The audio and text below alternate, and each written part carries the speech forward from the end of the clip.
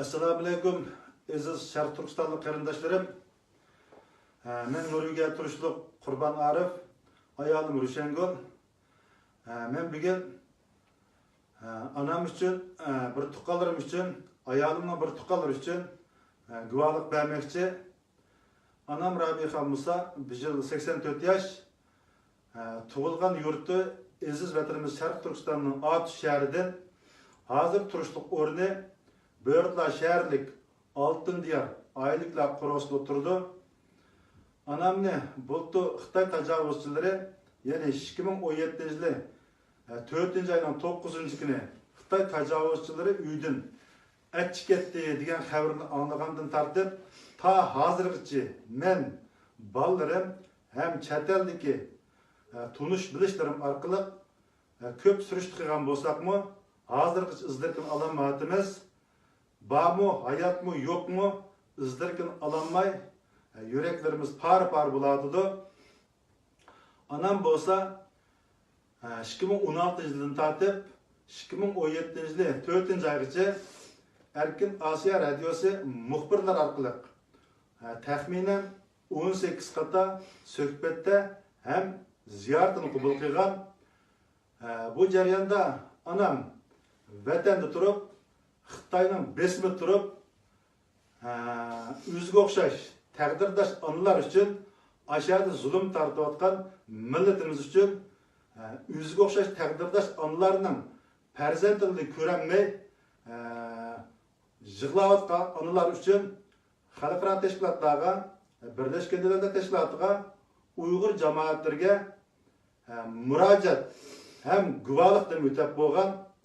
Mana suratdagi rasmi men farzandlarini ko'rolmayotgan onalar uchun, ashada zulm tortayotgan onalar uchun xalqaro tashkilotlarga murojaat qildim degan Erkin Asiya Radyosi orqali suhbatidagi surati ham yozmasi ham buning ovozi unalg'isi bor. Bir tuqqanlarim kelsak, 4-5 tuqqanimning ballarning Ünidar çemberikide mening balalarımның bayqışça təxminən 4 ay burun seğindim dada, seğindim apa, seğindim aca, seğindim aka degan yazmalarını mening balalarım görüp bir tuqqanlarimning mu hem balalarning mu köp qismi lager yoki bo'lmasa turmadi ekanligi shu yazma orqali bilindi. Singlim Atkem'nin yoldaşı Şerli'nin bularning qizimi Ünidar çemberikide qancha yillardan chiqasan jinim dada degan ashu yozmasini ko'rib bu qarindishimizning turmuga akirib ketganligini bildik. Ayolimga kelsak, ayolimning bir tuqqanlarining xuddi mening bir tuqqanlarimga o'xshash balalarning ashunda yozmalar orqali bularning bu turmada yoki bo'lmasa lagerda ko'p qismining bor ekanligini bilindi. Ayolimning 5 erkak bir tuqqani, bir ochisi bor.